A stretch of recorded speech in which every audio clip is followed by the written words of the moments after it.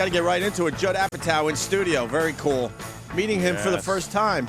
Been watching the movies for a while, and we get to finally meet you. Big fans. Great to be here. Excited to be here. Are you really excited to be here? I don't give a shit. Exactly. How did you guys get together for the first time? I got a tape of about 100 actors from Vancouver when we were looking for the kids from Freaks and Geeks. and I just saw this like weird dude, and he was way weirder when he was 16. He literally talk like this, and he was just like angry face, and it made me laugh because I knew those kids in high school. I'm sitting next to one right now, and then I went to Vancouver, and there were 500 kids auditioning, and then we said, "Well, bring him in live," and he was just this really strange, hysterical guy. Just naturally funny. And every day you noticed that he was even funnier than you thought, and you would do an episode that was kind of sweet, and you're like, oh, you kind of love this guy, even though he's the angry, funny guy. And then one day I just went, I think he's some kind of like new, angry, funny John Candy dude. And the people thought I was bananas. I tried to make him the lead on our college show, Undeclared, and they said no in like 2 seconds. Really? I was like, what about Seth? And they're like, what? No way. and so it took years to get people to see the light. But there were guys that were just fun to watch because weird stuff would happen. Mm-hmm. Like when Jim Carrey started doing stand-up again, he dropped all his impressions and he would improvise a lot of his act. Mm. And half of it would bomb, like really bad, and half of it would suddenly come back and erupt and he would tear the house down. That's what I always liked. I liked the guys that you knew they weren't sure where they were going. God, I love those type of comics. Love them. I mean, I remember there was a night Jim Carrey goes to the Comedy Store. He gets bumped for Kinnison, and then he gets bumped for Andrew Dice Clay. And so now the place is like 2 hours late. And Jim goes on at, it's probably 12, and he's supposed to be on at 10. And he's not a star. Maybe In Living Color just started. And he was so mad that he said, I'm not getting off this fucking stage till the club is closed. This is bullshit. And he refused to get off the stage for like 2.5 hours until they closed the place. And one by one, comedians were coming in for their spots and throwing shit at the stage and yelling at him. And that was actually, strangely, the night that he came up with Fire Marshal Bill. He was just improvising and started just talking about, he just started doing this crazy burn victim face, and then started just complaining that the whole place was a fire hazard and saying, "Oh, there's too many plugs in that socket." And because he was killing time, he did it for like 15 minutes. Wow.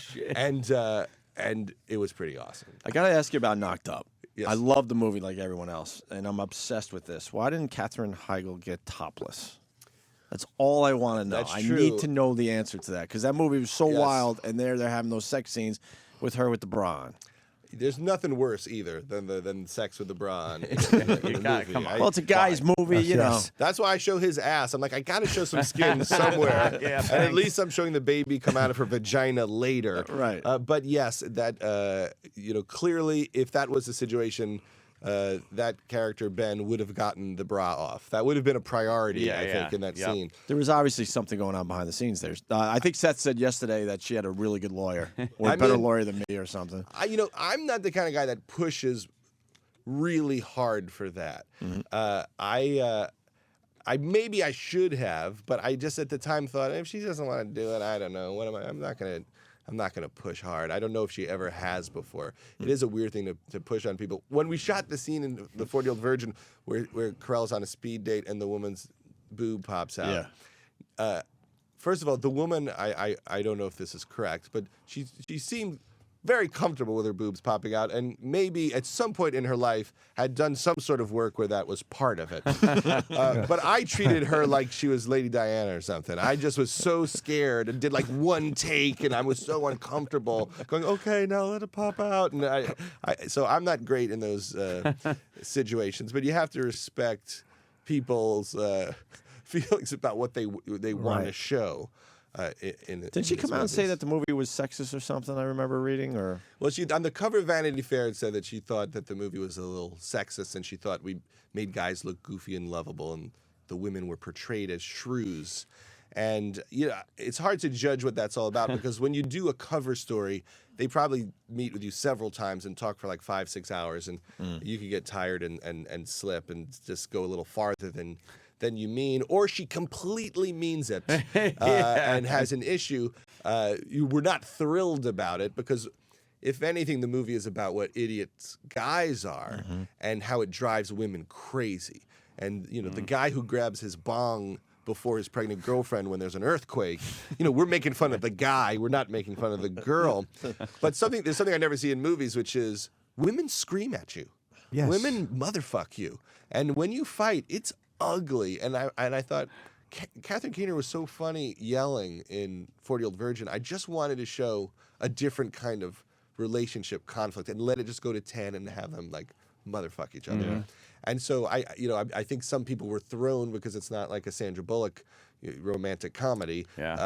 Those are good though. Let's be honest. Big I fan, always right, Jimmy? laugh like her and McConaughey together. So, you know, she said, go fuck your bong and all that stuff. So I don't know. I mean, I know where my heart is, and I love guys being immature and stupid and to see couples not communicate well. Who wants to see people get along? I mean, that's the point for me.